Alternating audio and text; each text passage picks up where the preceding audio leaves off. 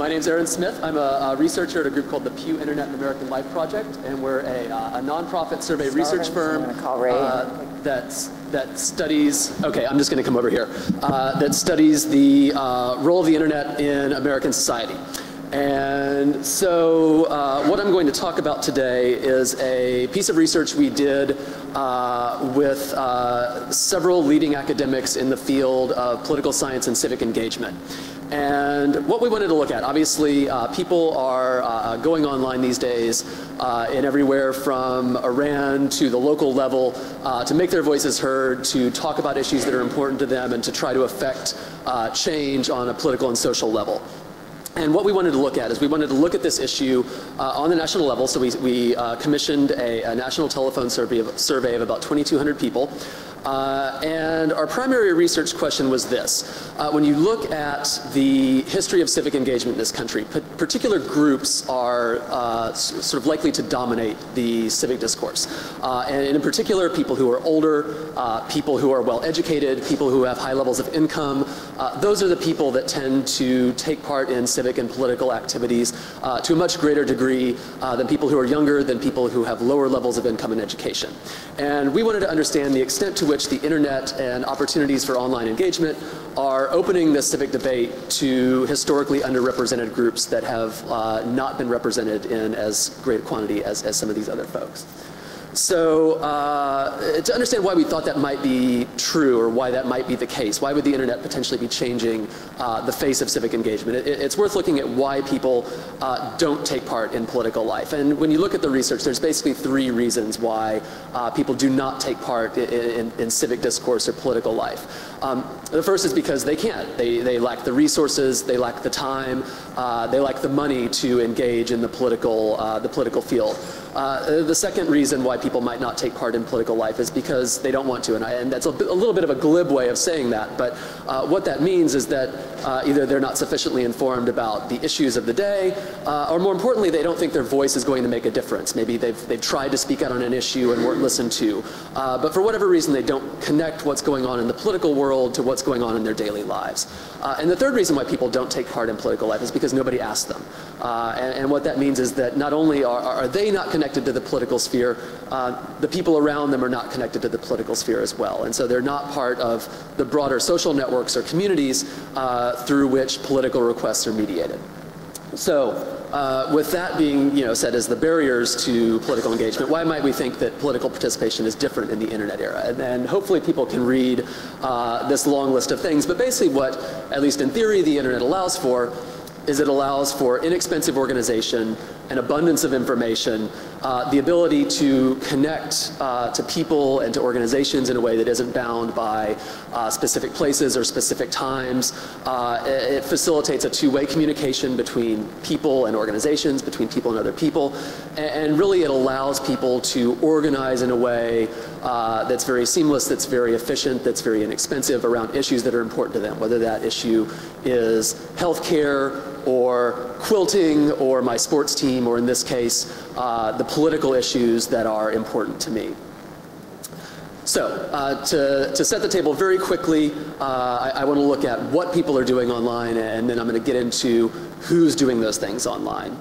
So when we look at the types of civic and political activities that people are engaged in online, the first thing we see is that they're using the internet to communicate with their civic and political groups. And so we found in our survey that about 36% of Americans are involved in some sort of political or community group. So I was interested to see Mike's slide at the beginning of the day I believe it was just under half of Kentuckians say that they do something similar to that. So in that sense, there is a lot of social capital in Kentucky relative to the rest of the country.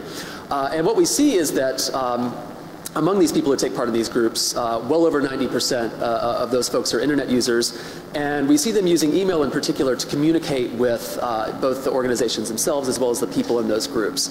And in fact, email is on par with face-to-face communication and telephone communication as one of the most common ways that people communicate with their civic and political groups.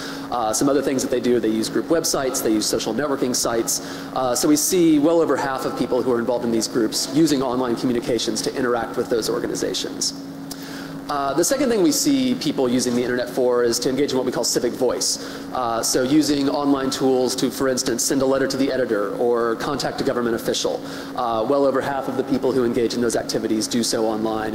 And when we look at the broad range of civic communications, we see that more than half of the people who do those activities do so using email or other online tools. We see a relatively large number of people using the internet to engage in political and charitable giving, which I'm going to skip past fairly quickly here in the interest of keeping us on time. And the reason I do that is that I want to really get to this slide. This is sort of a key element to this talk, and I realize that this is small, and probably you folks over there are going to have a hard time seeing this, but one thing that we documented in our research this year that really sort of jumped out to us in 2008 was the rise of what we call the online participatory class. And what this is people going online not just to get information about politics, not just to get information about issues, but to really make their own contribution to the broader online debate about these subjects. And so that involves things like posting comments online on a blog or on a news site, posting information on social networking sites like Facebook or MySpace, writing about issues in your own personal blog or website, things like that.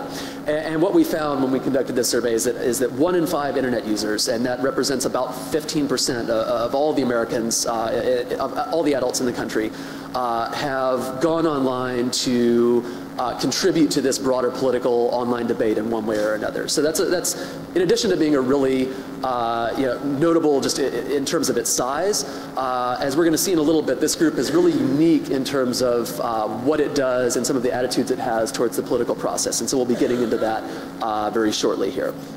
So, again, the big question is, we've sort of outlined what people can do online, the extent to which they're using online tools to interface with the political process and social issues.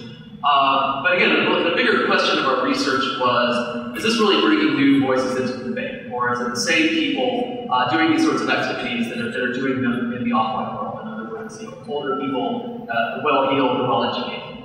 And to talk about our analysis here, we actually divided our analysis up into 2 separate issues. And so the first thing we're going to look at is online activities that mirror traditional forms of online engagement. So when we talk about activities that mirror traditional forms of engagement, what we're talking about is, for instance, contacting a government official via email instead of sending a letter through the mail, making a political contribution on the internet instead of doing so via phone or through the mail, communicating with political or civic groups using online tools as opposed to face-to-face interactions or telephone calls. So on the left side, we have a list of sort of traditional kind of civic activities that people have been doing for a long time. On the right side, we have the online versions of those activities. And so what we did was we divided people up into offline activists or online activists, depending on whether they did those activities online or offline.